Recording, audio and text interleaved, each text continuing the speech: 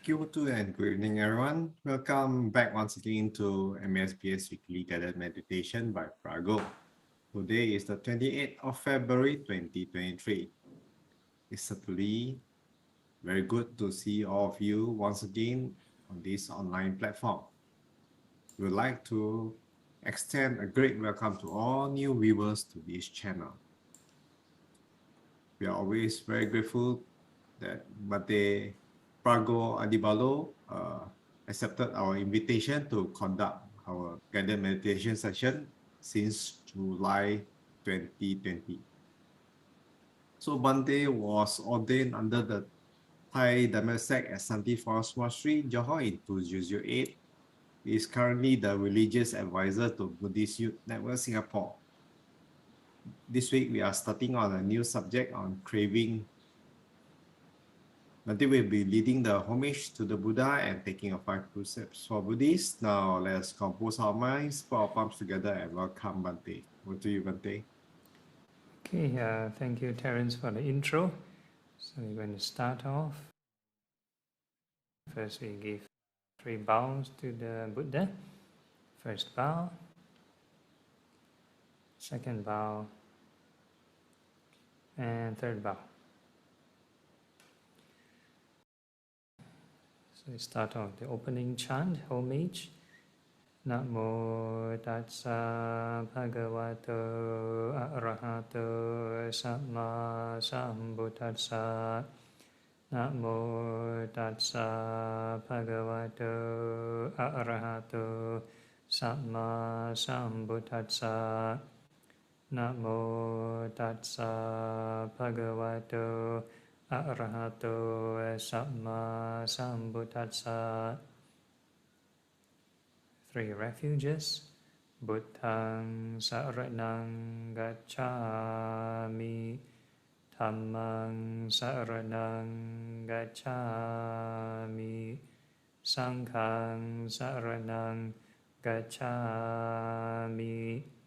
Dutiyampi buddhang saranang gacchami. Dutiyampi dhammang saranang gacchami. Dutiyampi sanghang saranang gacchami. Tatiyampi buddhang saranang gacchami. Tatiyampi dhammang saranang gacchami. Tatiyampi sanghang saranang gacchami.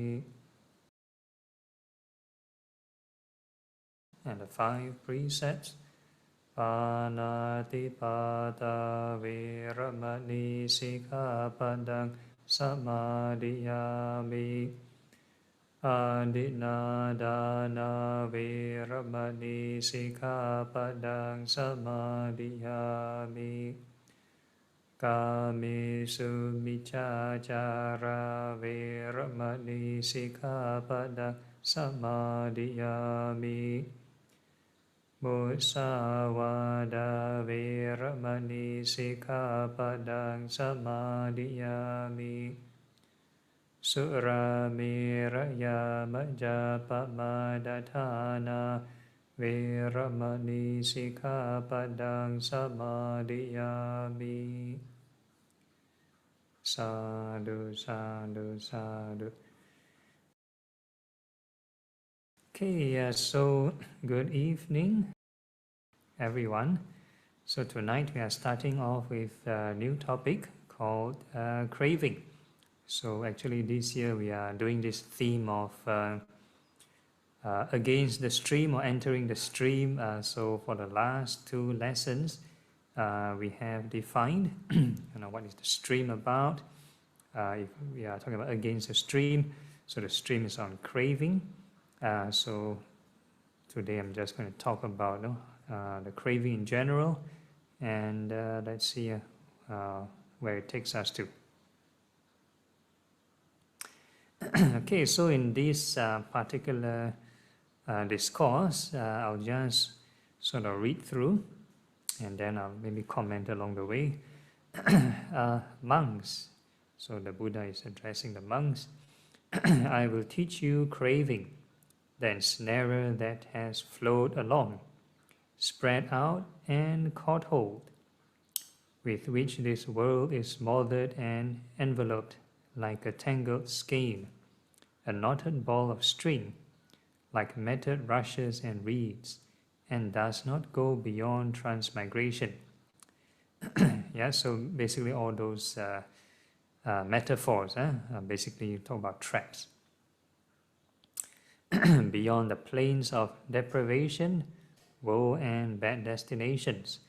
Listen well and I will speak. So basically, as long as a person has craving, then we will still be trapped in samsara.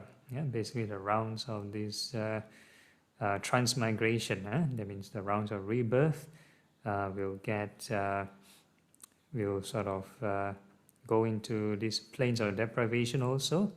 So transmigration is not only heavenly realms but also lower realms, ghost, animal, hell realms. So if a person wants to go beyond all these realms, then one has to overcome this craving. Yeah, so craving is basically a trap. So there's a lot of these metaphors talking about the traps. Okay, so the monks replied, yes, Lord, and the monks responded to him. Okay, next. Okay, then there's more examples. And the Blessed One said, and which craving is the ensnarer that has flowed along?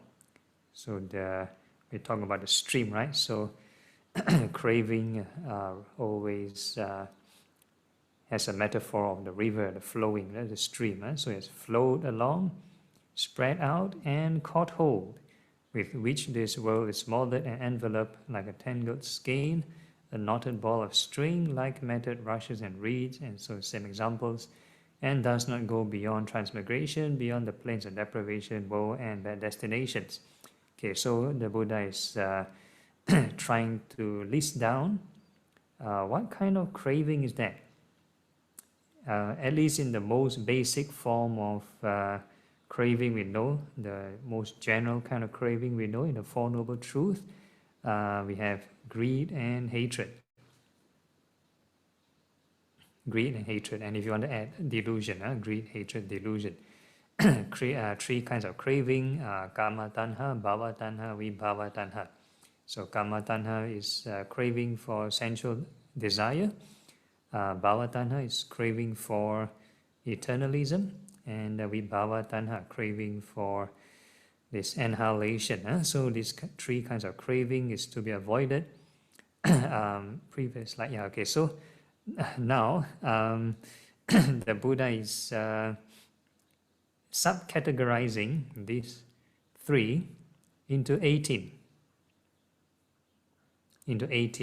So it's a total different kind of categorization. So these 18 craving verbalizations depending on what is internal, and 18 craving verbalizations dependent on what is external. So there are 18 internal, 18 external.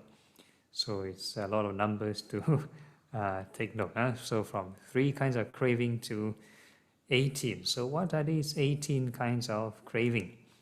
Let's look and see what are the 18. Okay, so these are the 18 craving verbalizations dependent on what is internal. So I'm just going to read through and then you see what is it about. There being I am. So the sense of I, the sense of self, the sense of ego, or the conceit. So basically, this conceit is one of the 5 higher fetters to be eradicated. So basically, only an arahant can eradicate this conceit, this I am. Yeah, so we said the 10 fetters, Fetters, the 10 kinds of defilements. So this conceit is one of them. And then the second one, there comes to be I am here. Yeah, so and the third one, there comes to be I am like this. And number 4, I am otherwise. Yeah, then the fifth one, I am bad. And number 6, I am good. Right, so the first 6 is basically we call it um, a kind of assumption that we are this personality. So the first one talks about the conceit. Then later on, the number 2 and onwards talks about personality view. Yeah, so I am a certain kind of individual. I am this person. I am that. I am good. I am bad. So it talks about your characteristics. So stemming from number 1, then you have all these other things dealing with the sense of I. Yeah, so once you have the I, then I am so and so forth. I am a Chinese, I'm a Singaporean, I'm a lazy, I'm hardworking, I'm so on and so forth. So basically, these are the sense of I, sense of self, how it slowly transforms and manifests into the other kinds of personalities. Okay, then number 7 onwards is a kind of how do you call it? Kind of doubt, I would say. So number 7, I might be. Yeah, so it's related to the first 6. Then number 8, I might be here. So there's a correlation. So number 9 is correlated to number 3, I might be like this. And the next one, I might be otherwise. Yeah, then so from number 7 to number 10 is a kind of doubt. Then number 11 to number 14 is kind of aspiration. Yeah. Then number 15 to number 18 is kind of determination. So repetitive again. So number 11 will be may I be. Number 12, may I be here. Then number 13, may I be like this. Then number 4, may I be otherwise. Then number 15 onwards is more like strengthening this determination. I will be. Then number 16, I will be here. Number 17, I will be like this. Then number 18, I will be otherwise. So it stems from the number 1, the most very subtle kind of feeling the I is there. Then slowly kind of like more thoughts being formed, more conjuring of trying to make sense of this I, the sense of I, the sense of purpose of this I, then all these 18 will come about. So it kind of like evolve to all these various functions. So once the sense of self exists, then all these assumptions will soon develop. So these are the 18 craving verbalizations dependent on what is internal. Okay, who is confused so far? Okay, so this is, yes, it is very confusing. So basically, what he's trying to say is, once you have a sense of I, when we react with any scenario, any thought, any speculation, any worry of the past, any planning of the future, then we will have all these 18.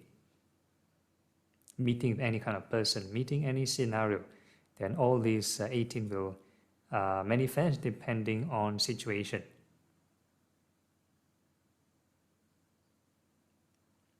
Who does not have any of these 18?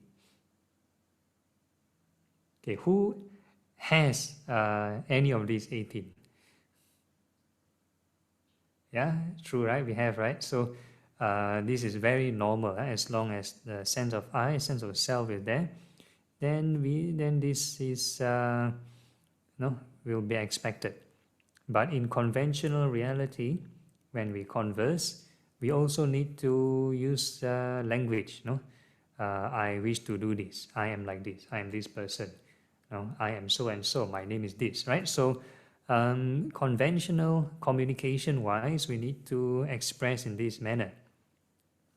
And this expression actually comes from internalization. When people sort of invent language, they need to express how they feel, right? So that's why all these terms come about, right? Because of the sense of self, sense of I, and that's why we communicate in such manner, right? So it first verbalize internally, and then we express externally. So although this is in the mundane sense, but in Buddhism, we also aim for the supramundane path, the spiritual path, which is to overcome this ego, overcome this ego. So we take the case study of like maybe the Buddha or the Arahants. They wish to go somewhere. They mention like the Buddha, he claims that he is enlightened. So the usage of the I is there, but mentally he has transcended this I. The mind is overcome this sense of conceit, sense of self.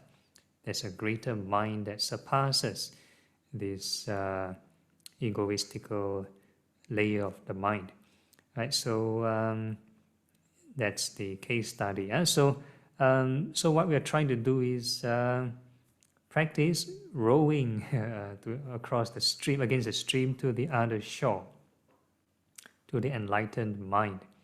So even though verbally we may communicate in this manner, I am this, I am that, I wish to do this, I wish to do that, but the mind eventually has surpassed.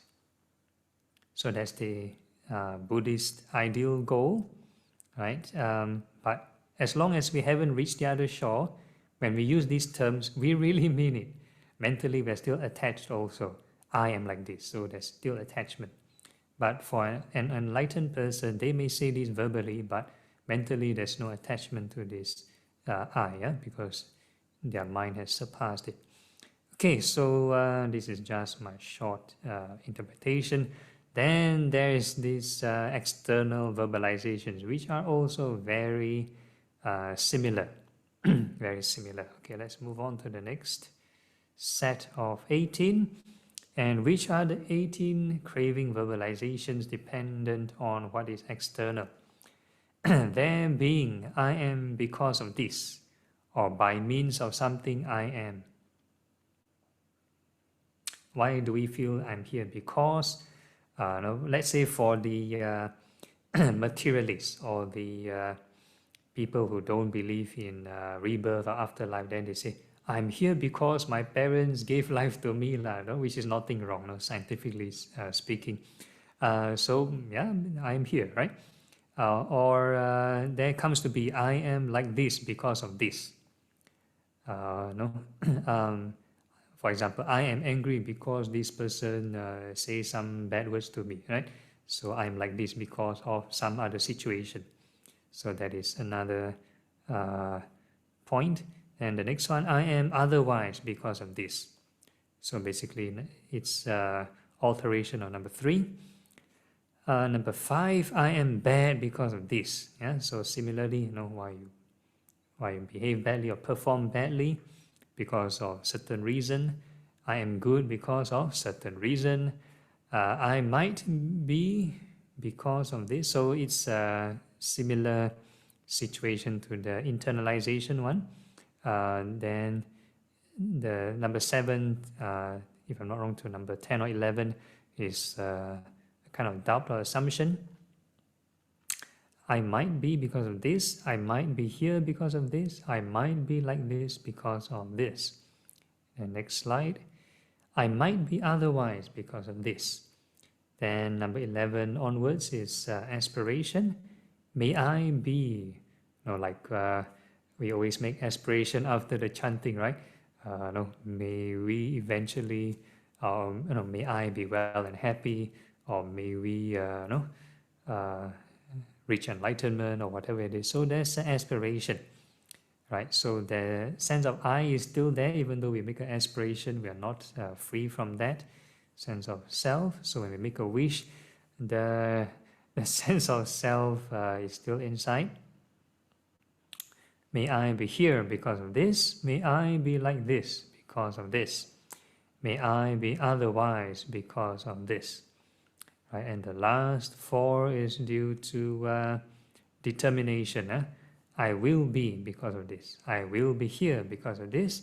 I will be like this because of this. I will be otherwise because of this. Right? So basically this is the 18 craving verbalizations dependent on what is external. So we have the internal, internalization due to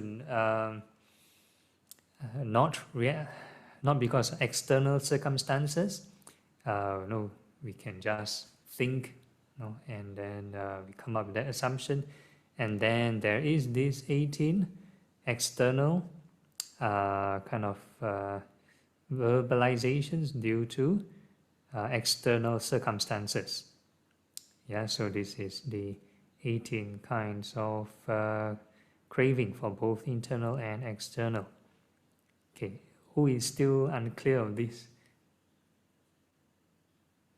Who roughly gets what I'm saying? Okay, roughly. Okay, so basically this is trying to use words to describe experience. Of course, in life, there are many variables. Every time we do any kind of activity, there's so many variables. So this is like trying to list down various kind of manifestations of the self or the assumptions of self due to various reasons. Okay, next. Okay, thus there are 18 craving verbalization dependent on what is internal and 18 craving verbalization dependent on what is external. So total these are called the 36 craving verbalizations. Thus with 36 craving verbalizations of this sort in the past and 36 in the future and 36 in the present, there are 108 craving verbalizations. So now we know the number 108, where it comes from. So these are the 108. Normally, let's say those who like to do chanting and counting with the prayer beads or the mala beads. So the 108 is symbolization of these 108 kinds of cravings. So if we think of the past, I am this in the past. If you think of the future, I will be like this in the future, or in the present, I'm like this, right? So in whatever kinds of scenario, past, present, or future, there will be these kinds of 36 manifestations of craving, both internally, externally, the sense of self. Because of this sense of self is so pertinent, is always there. A lot of people mistaken that as the Atma or the true self. Or the true self. Because eventually we need to reach, spiritually, eventually we need to reach this enlightened mind. Yeah, the mind, the pure mind, at least based on the Satipatthana Sutta, 4 foundation of mindfulness. The 3rd foundation talks about mindfulness or states of mind. So there is a mention of a liberated mind. So a lot of these Indian traditions, be it Hinduism or a lot of Mahayana Buddhism, or even now creeping into Theravada Buddhism. So prominently in Thai Buddhism, they will say, stay with your pure awareness, stay with the pure mind. So that is an enlightened mind, pure awareness. So if you tell this to a beginner, they can just stay with the awareness because the awareness is still not yet purified. So they will just cling on to these hindrances. So very hard to move on from that. So there is a process to purify the mind. yeah, the chitta or the mind to make it pure. So if a person were to just be aware of that mind only, very hard, yeah, to purify. It's like taking let's say crude oil and expecting to get petroleum without any kind of process. You just keep keep the crude oil, keep on keeping it, and then expect it to be petroleum, for example. And so it doesn't work that way. So there is a process to sort of purify or distillate the mind, and eventually get this purified mind. Okay, next.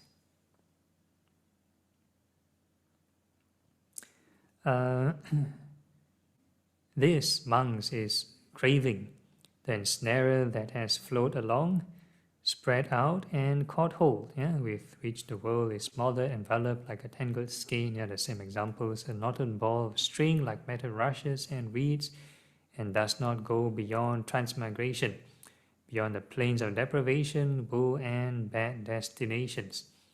Right, so this is the craving explained in detail by the Buddha, at least he tried to explain in terms of the 108. Next. Okay, so that's the end of the sharing. So now I open the floor to Q&A. Anyone wants to ask anything? Or you need time to digest. Okay, so in short, I will make this simple. Do you feel that you are you? And the sense of I is there, right?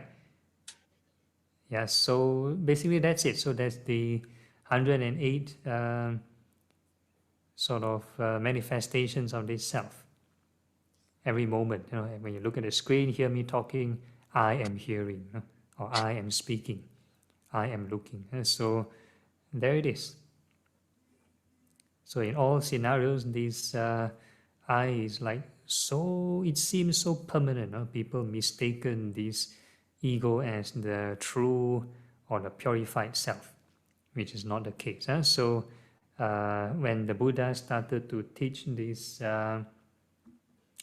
doctrine about non-self or anatta, he's trying to introduce the method of purifying the mind, yeah, to get people not mistaken this ego as the true self. Of course, the terminology, whether that's a true self or no self or whatever it is, we'll leave it later. But the whole idea is to remove that ego. A lot of times people stuck with the labels that people use for their eventual product. There's no self, or there is a self, or there is a pure self, but the sense of I is still there. So whatever label you use, the I is still there. So you haven't sort of solved the problem. It's like a person, for example, maybe in a certain crisis, let's say a person in financial debt, they can quote all the names of, let's say, billionaires, or all the techniques of the financial gurus. They can just say out all these things, but if they haven't get out of that financial debt, they are still in financial debt. Yeah, so that's the kind of metaphor. So if we still have the sense of ego, the sense of self there, that means the craving is still there, and we are still not yet free. So that's the message. So whatever term you use, that's for later. But the whole idea is how to practice the technique to eventually overcome, distillate the mind, purify the mind. Okay, any questions?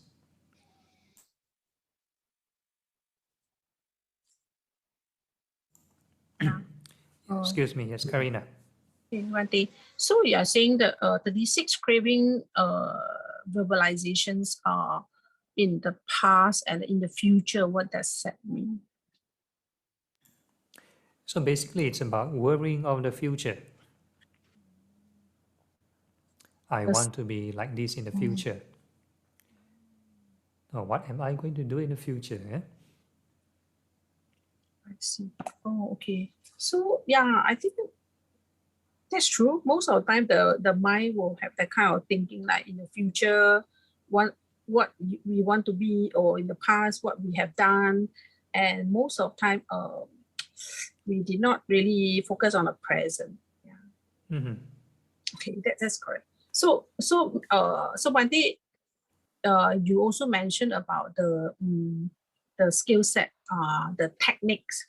That is it techniques that referring to the meditation method that we use to purify the mental state. Yeah, so in Buddhism, the technique or the formula is the Noble Eightfold Path, is to overcome the craving. I see. Okay, thank you, Bante. No Understand. problem. Right? So because this, we believe this sense of self, this delusion or this ignorance is there for so many lifetimes, in order to overcome, right, to go against the current of this stream. No, we have been flushed down the stream of craving for deep down for so many lifetimes already. We're so far away from getting out of the source, so far away from getting to the high ground. We're at like the bottom of the mountain of the flowing stream. We need lots and lots of effort to climb up, to go upstream, go against the stream. So that's why the Eightfold Path, there's a lot of mention about right effort, right thought, and so on. So that's why it's practice supposed to be the whole day, right mindfulness.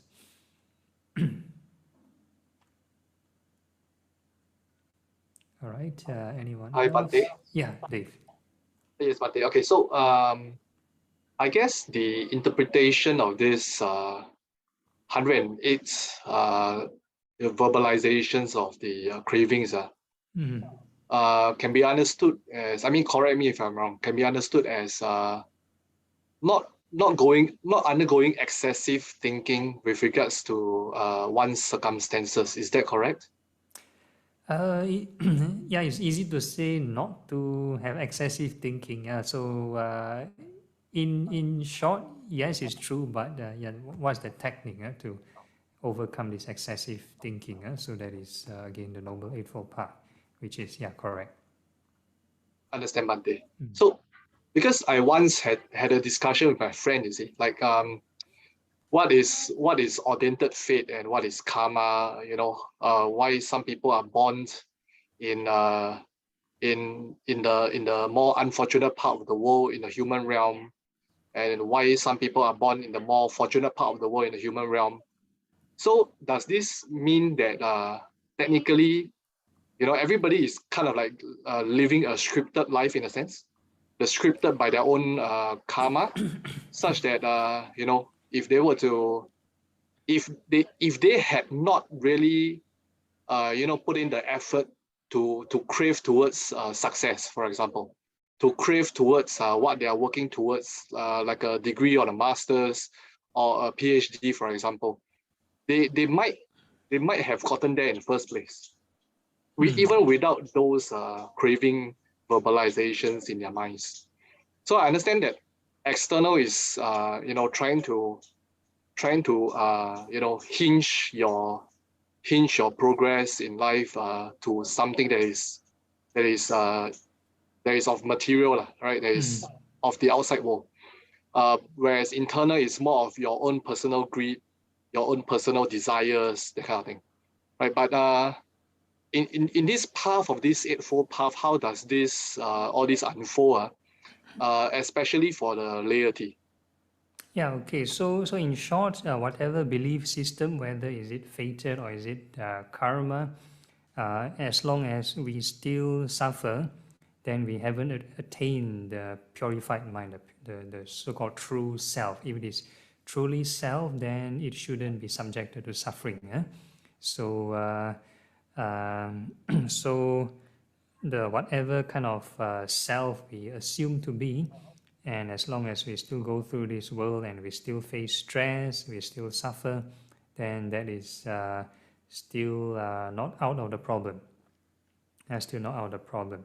So In a way, it can be true for both also. Like for example, how our Buddha got predicted to be the Buddha of this eon, of this cycle.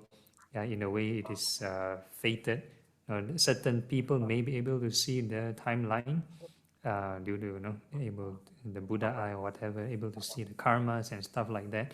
So these are things beyond our understanding. Yeah, these things are beyond our understanding. So whether there's fate or no fate, or you're able to control your destiny or not control your destiny. So if a person claims they can control their destiny, then we need to do something. And need to purify the mind quickly. So even if we cannot control our destiny, we also should do our best. See how far it will lead us. Understand, Bhante. Thank you. Okay, all right. Okay, anyone else? Okay, so we'll go for a short 5-minute break so you can digest, relieve that mental constipation, and we'll be back for the guided meditation. All right, see you all in 5 minutes time. Thank you, Bhante.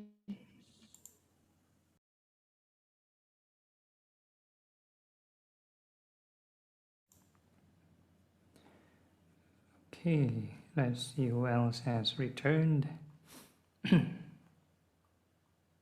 Bhante, ask you, if Yeah. you're talking about the 108 cravings, are they the same equivalent to 108 desires?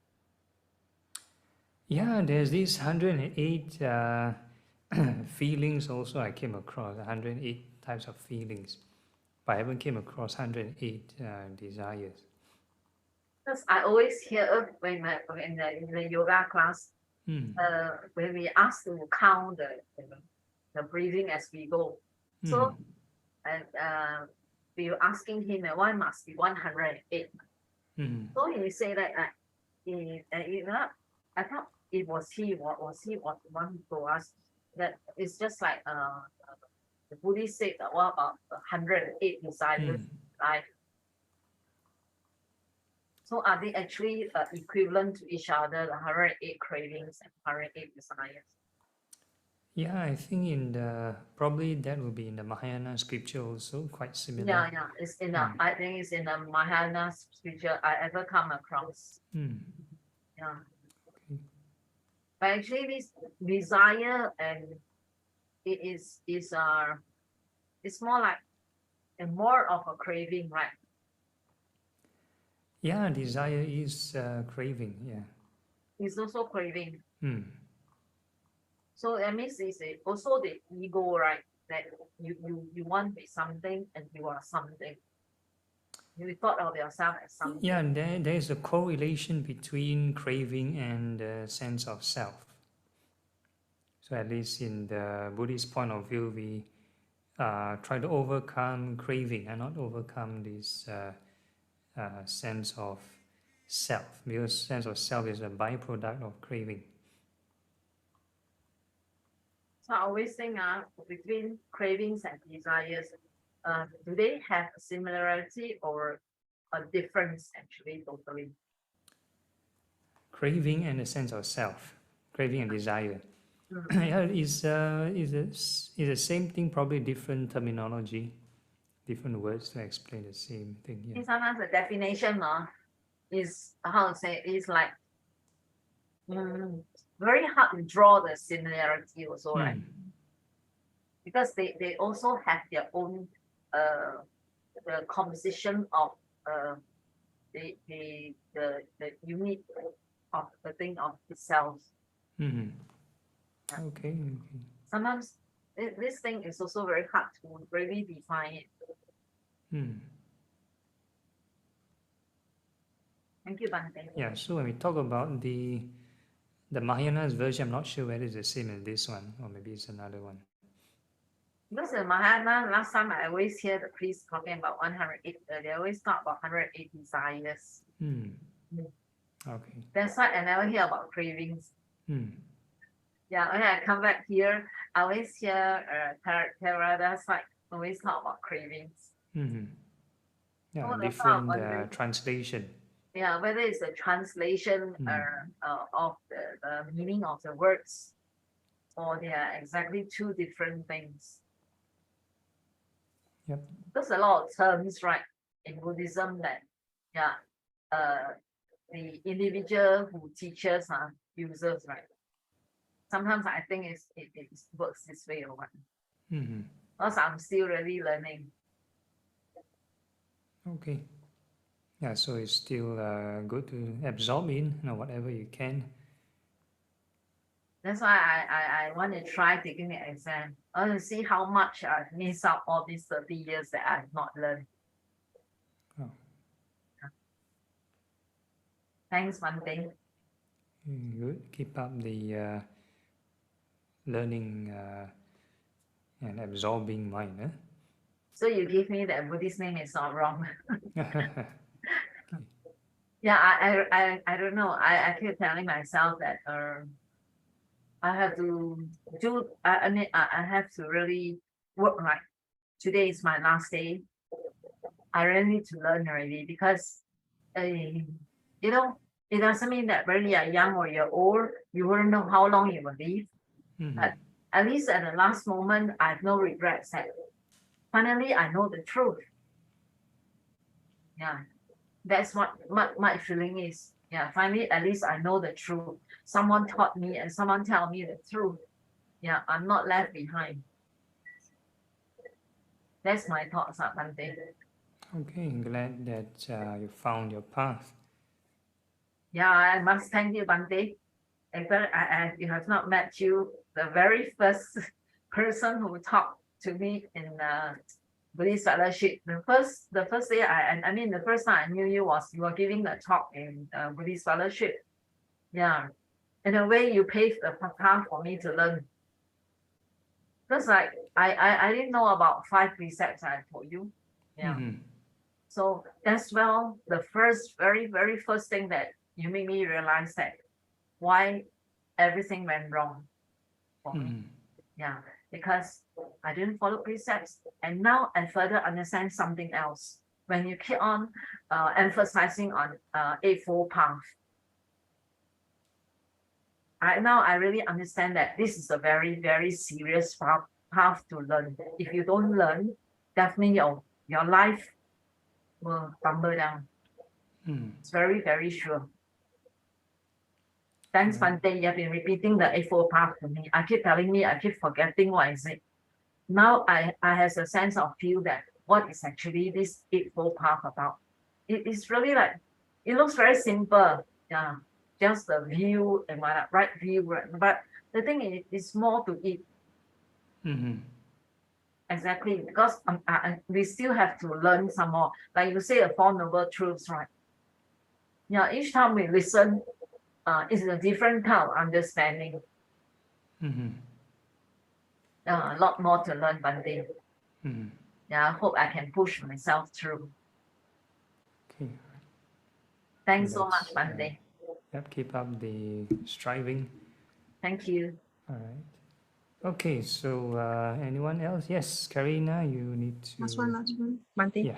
Bante, so isn't it the self or oneself or own self is also part of the wrong view?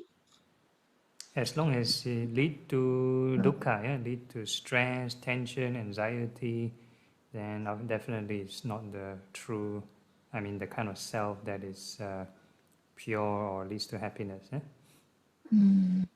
So, but sometimes the sensation is like not necessarily have to be sad or happy. Sometimes it's like quite balanced, like nothing, don't really feel sad or even feel happiness. It's just like is Neutral it feeling. dukkha? Yeah, is it still considered dukkha? Neutral feeling. If we do not have right contemplation, we don't have this right effort to apply on it, it will naturally still cling. So there is still underlying delusion to it. Okay, understand. Thank you, Bante. So the three kinds of craving works on the three kinds of feelings. Earlier on I talked about this kama tanha, bhava tanha, vibhava tanha. So if let's say a person has pleasant feeling, the autopilot mind, if you do not put in this right mindfulness, will naturally get inclined to this kama tanha, which is called craving for sensual desire, because nice feeling, you want some more. Then if it's a neutral feeling, then the mind will be inclined to this bhava tanha, clinging to eternalism. Because it's neutral, you just want the status quo to be there. Yeah, so regardless of a desire mind or a form mind or formless mind, you just want to be like that in that particular state. You do not want to change. So that is the bhava tanha. Then the last one, if a person experiences this unpleasant feeling, then the mind will be inclined to this vibhava tanha, craving for this annihilation. You want to exterminate, you want to get rid of that unpleasant feeling. So that's anger.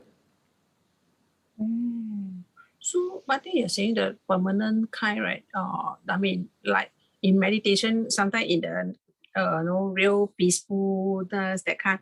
No wonder you were asking us to keep rolling the boat. Yes, keep rowing the boat, keep thinking. Because the nice, peaceful sensation is, in our journeys, is like a metaphor of a journey. You pass by a landmark. You pass by, let's say, a certain nice building or a certain nice garden. But that's not your ultimate destination. I see. So a lot of times people, if they stop right reflection only, then it's like they park there. No? They park there and they stop their journey. Okay, now I understand. So you got to keep rolling the boat, because otherwise we will cling to that kind of And we are also not pushing that landmark away. We just take note, okay, it's there. It's good to know it's there so that we know our journey is on the right track. Yeah. So we are not staying there, we are not holding on, we are not missing it, we are not looking out for, purposely looking out for it.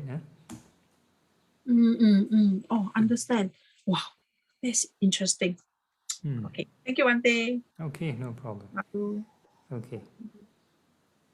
All right. Anyone else? If not, we are starting the guided session. So we are going to mute the mic, make sure we are seated in a comfortable posture, back upright, and the rest of the body relaxed.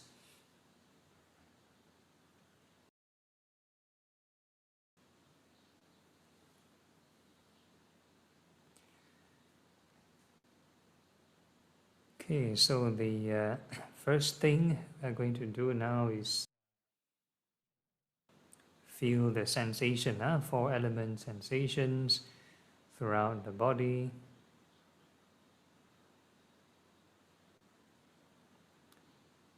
So it will be very natural to think of, oh, this is my experience, my sensation, my body is feeling this. Yeah, so it's the sense of I will be there. So what we're going to do is we make peace with those sensations first. We don't fight with them. So these sensations, we call this mindfulness of the 4 elements. So the 4 elements are classified as the earth, fire, wind, and water elements. Nothing mystical about them. So earth element represents any hard or soft sensations. Fire element represents any hot or cold sensations. Wind element represents any kind of movement, fast or slow movements.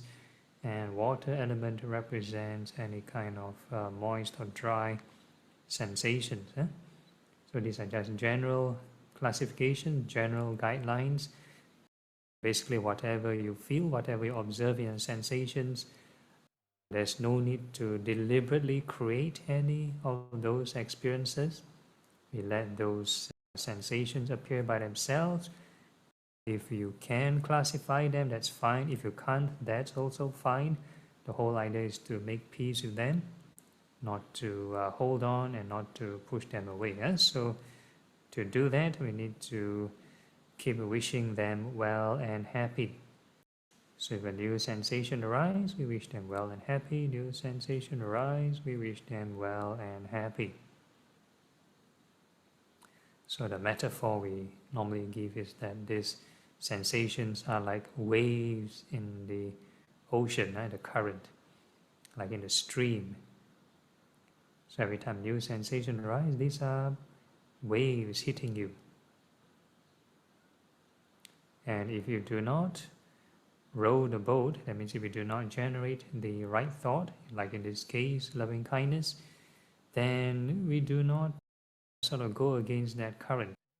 So the mind will be dragged around all over the place and we get to nowhere.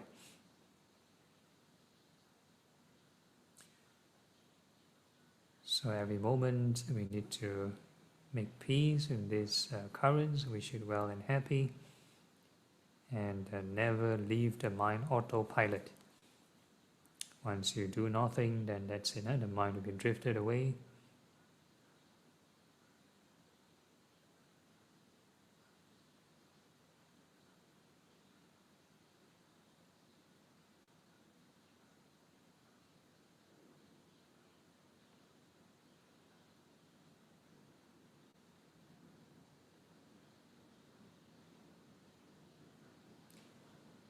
So the more we row the boats, then the general sign that if you're traveling on the right track is that the mind will get more peaceful. Every time we wish the sensations well and happy, the mind should be able to calm down.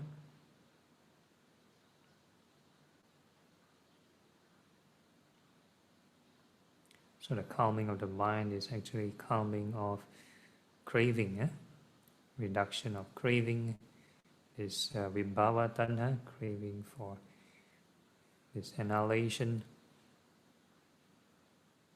So you're making peace with all the sensations.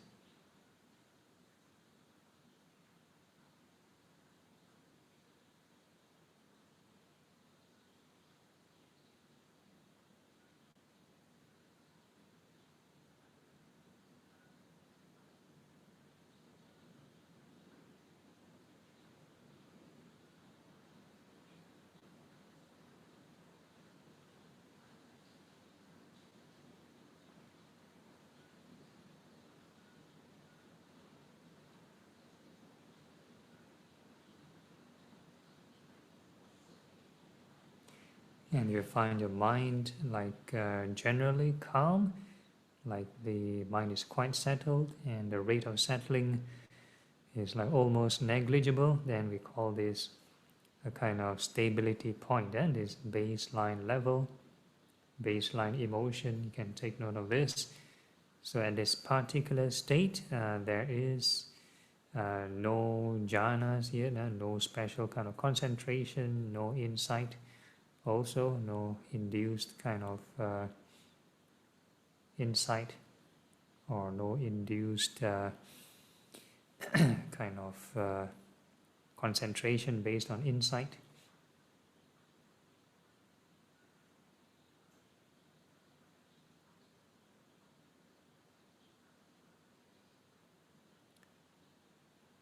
And keep rowing the boat, wishing all the sensations well and happy, no matter how calm you think it is.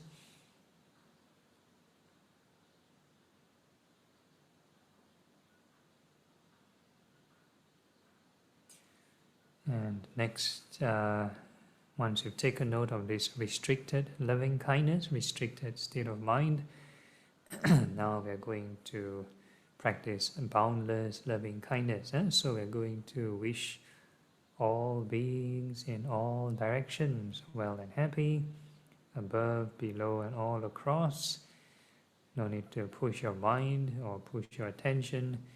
Let the mind extend naturally by itself. You just make a gentle wish. And also no need to visualize. We still stick to the sensations. The more we engage in more senses, the more streams of currents we need to face.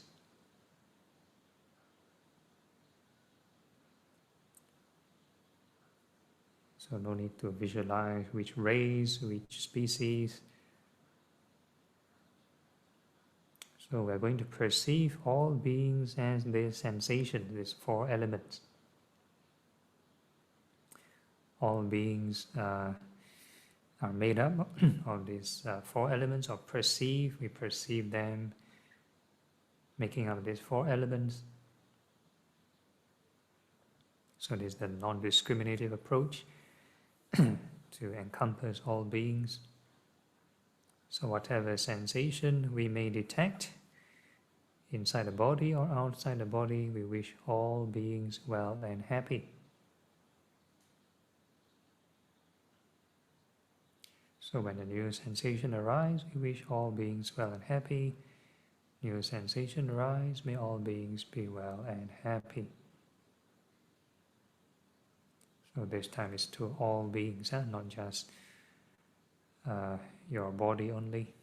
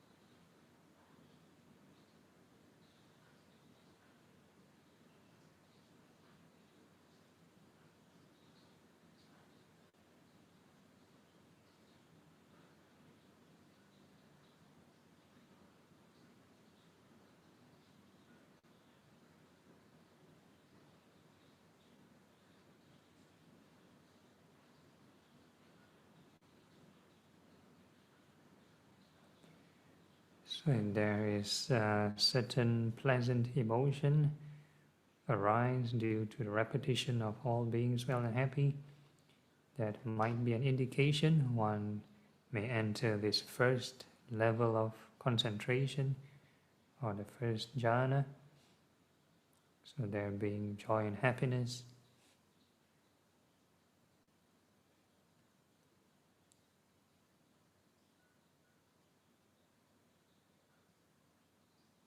And this joy and happiness will remain as long as you keep rowing the boat, keep wishing all beings well and happy.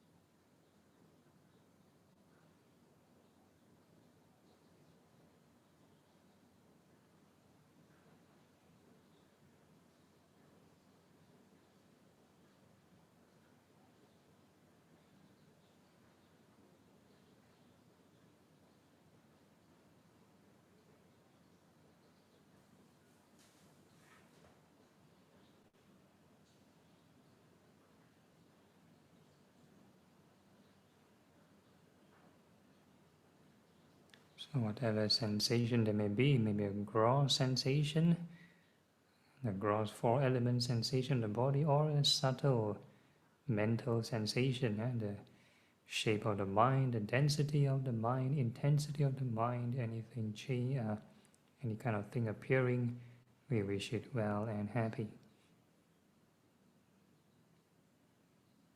We wish all beings well and happy.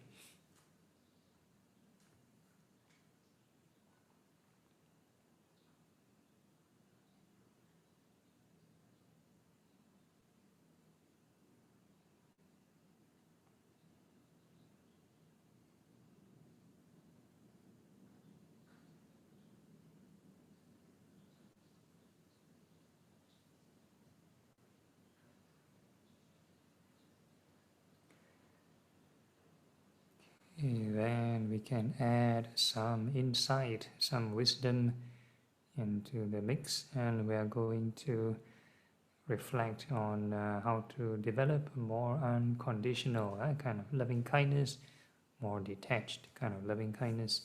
So we're going to reflect on impermanence. All beings, all sensations, they will arise and pass away.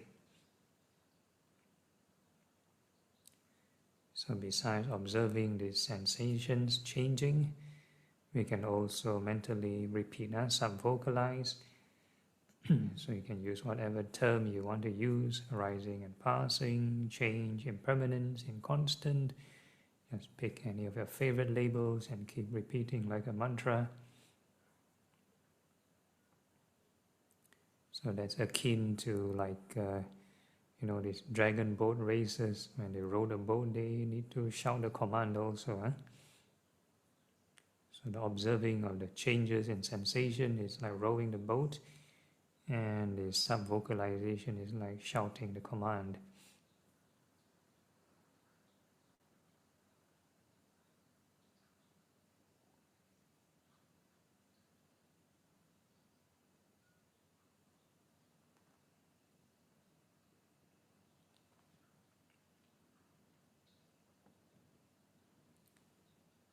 So the shouting the command will help remind your team members to row the boat.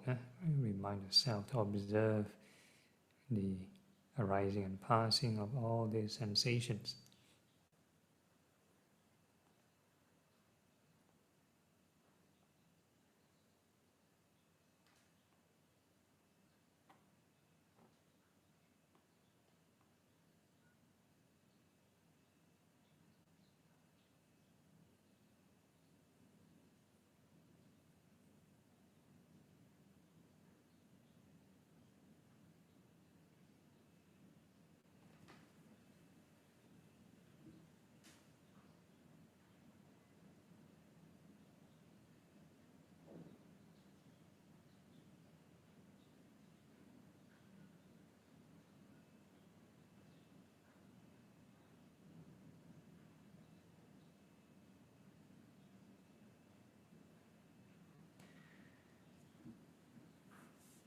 Okay, and if let's say that joy or happy emotions start to disappear, that means you have transited to a different landmark, different scenery.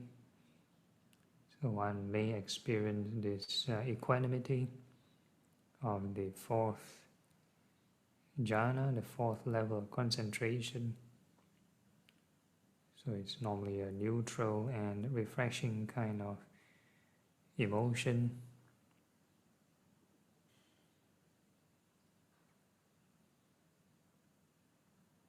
And again, regardless of what you experience, continue the journey, keep rowing the boat, but you take note of this state of mind. Keep observing impermanence.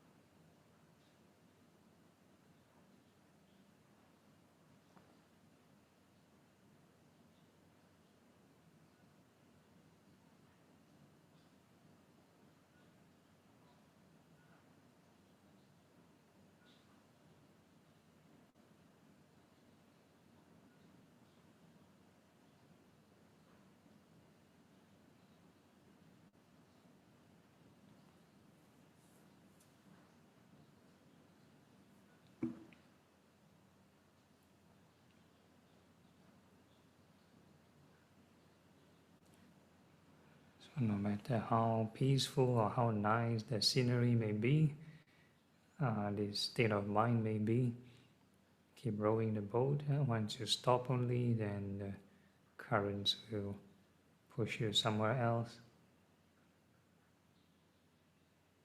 So keep reflecting on impermanence.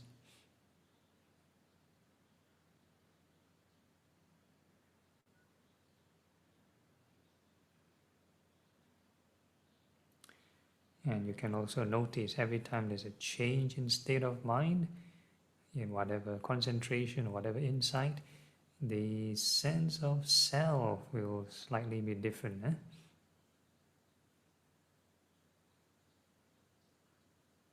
And you also can question yourself, which is the real self?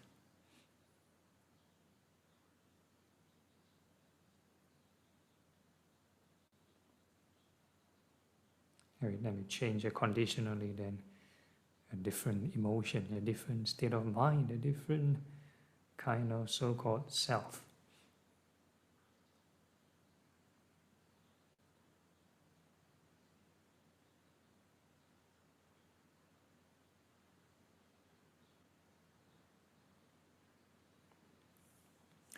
Okay, then now we are moving on to the second sublime state, which is compassion. So for compassion, we are going to wish all beings free from suffering. So again, no need to visualize. We are using the non-discriminative approach. All beings are made up of these elements and sensations which are subject to clinging and suffering. Right? So whenever we detect any sensation, we wish all beings free from suffering. So regardless of their wealth status, their health status, all of them will cling to these elements and get distressed over it. So when we detect any sensation, we are going to wish all beings free from suffering.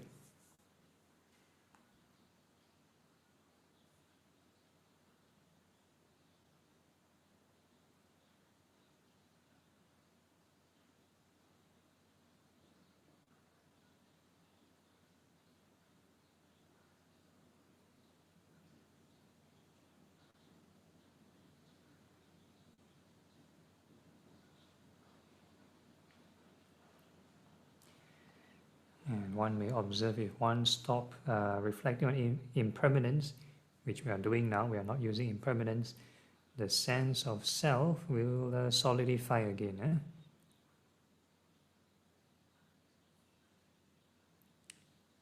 So this is more on the samatha aspect. We just keep wishing all beings free from suffering.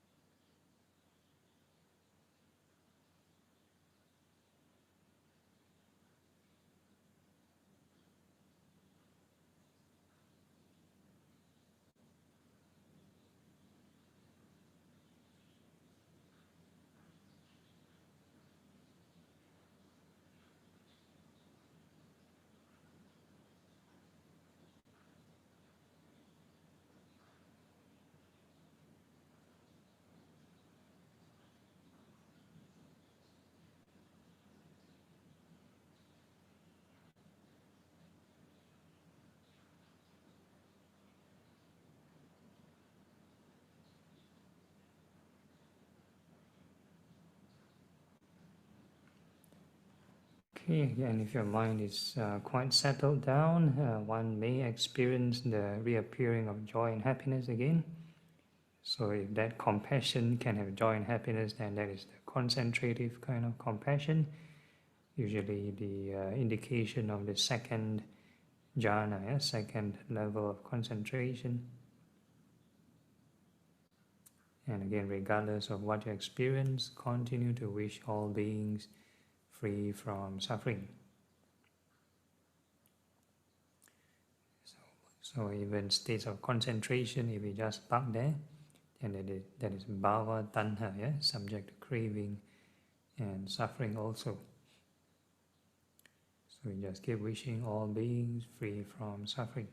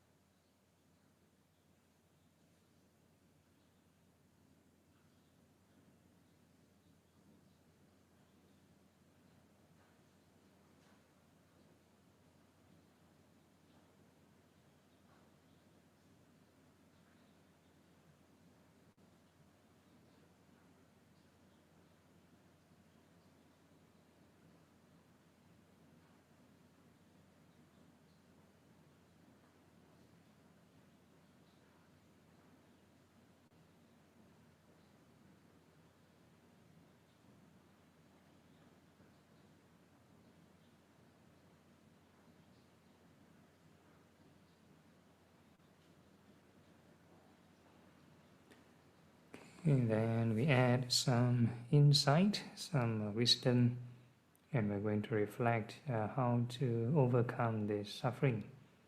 So that is to not get attached to this, clinging to these sensations. So we're going to keep reflecting on impermanence to shake off this attachment.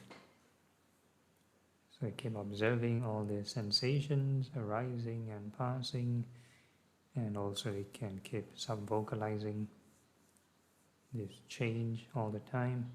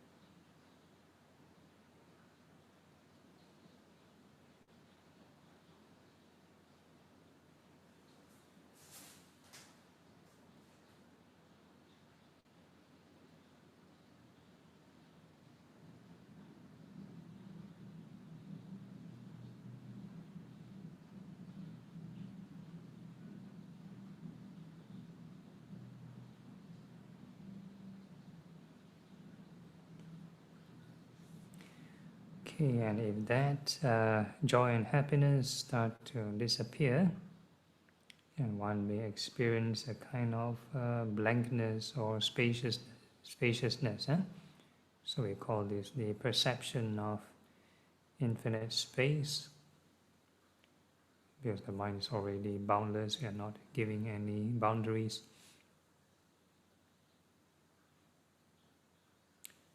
And again, regardless of what you experience, continue to keep reflecting on impermanence, keep rowing on the boat, do not get lost in space.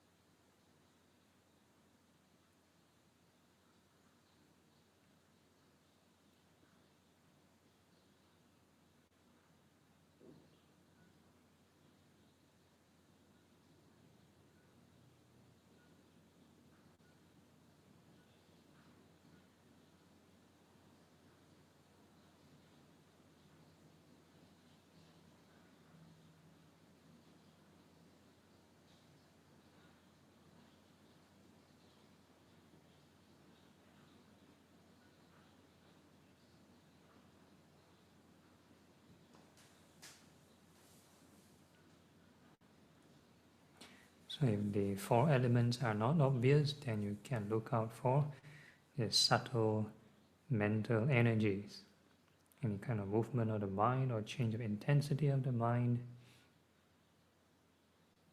That is also impermanence.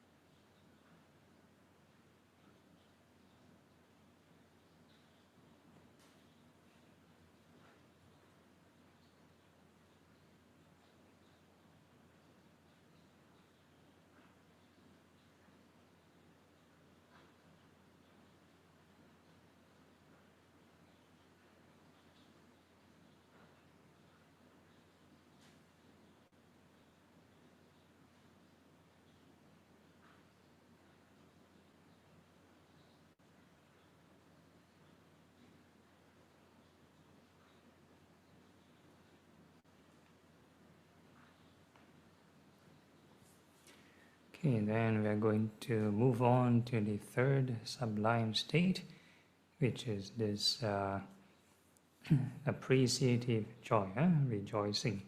So we're going to rejoice in the accomplishments of all beings, the achievements of all beings. So similarly, we're using the non-discriminative approach. All beings will gain a new experience whenever they detect a new sensation.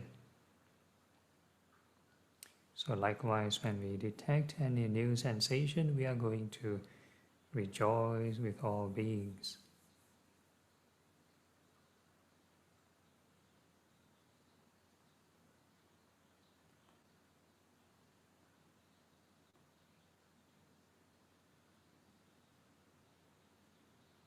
So at this current phase, when we stop impermanence, the sense of self, you need to observe whether it intensify or not.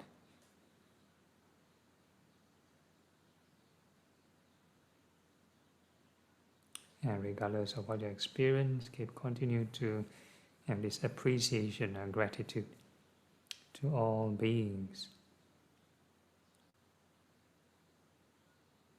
Every lived moment, every lived experience, we rejoice, show appreciation to all beings.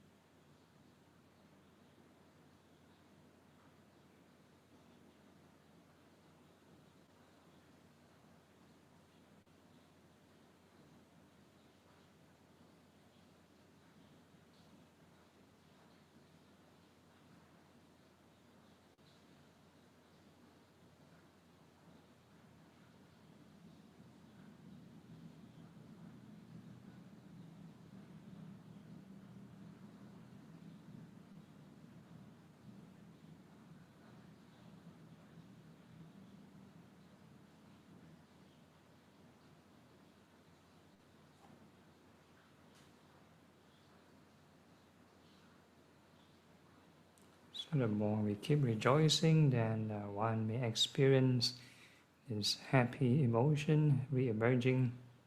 So that is the indication of the third level of concentration. And regardless of what you experience, keep rejoicing with all beings. Keep rowing the boat.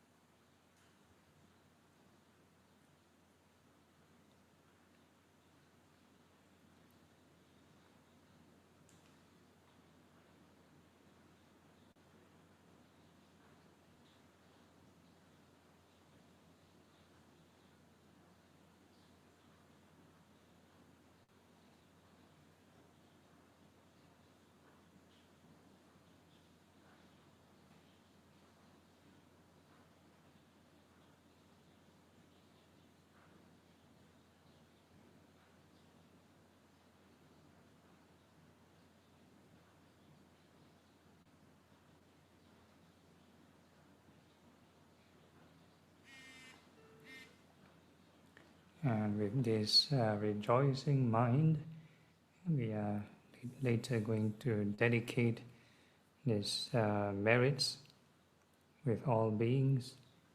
Due to time constraint, we can formally end the session, but informally still can generate right thought. So even though we open our eyes, we still can be mindful of these boundless sublime states. Okay, so with that, maybe any questions from the ground? Okay, if not, we can show the slides. Okay, so I'm going to rejoice on the Modana.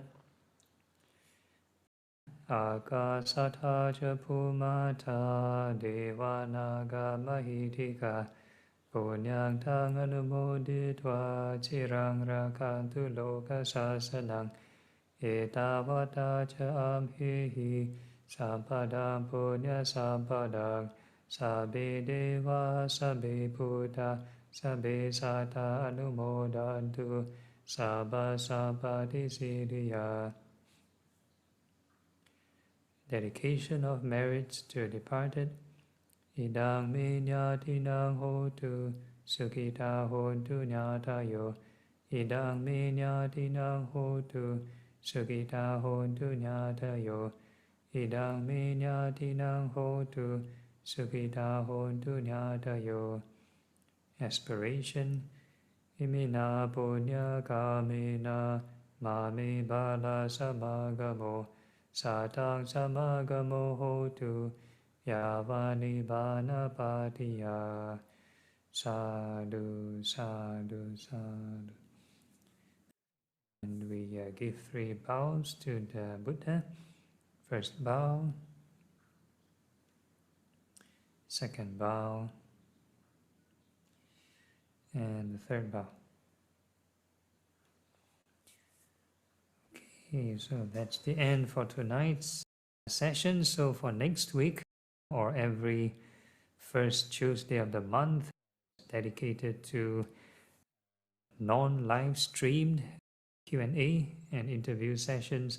So if anybody wish to ask any sensitive or more personal kind of questions, do feel free to join this session next week.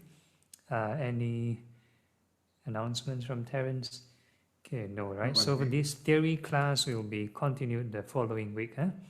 So see you all next week. Okay, one day. Thank you, Bhante. Good night.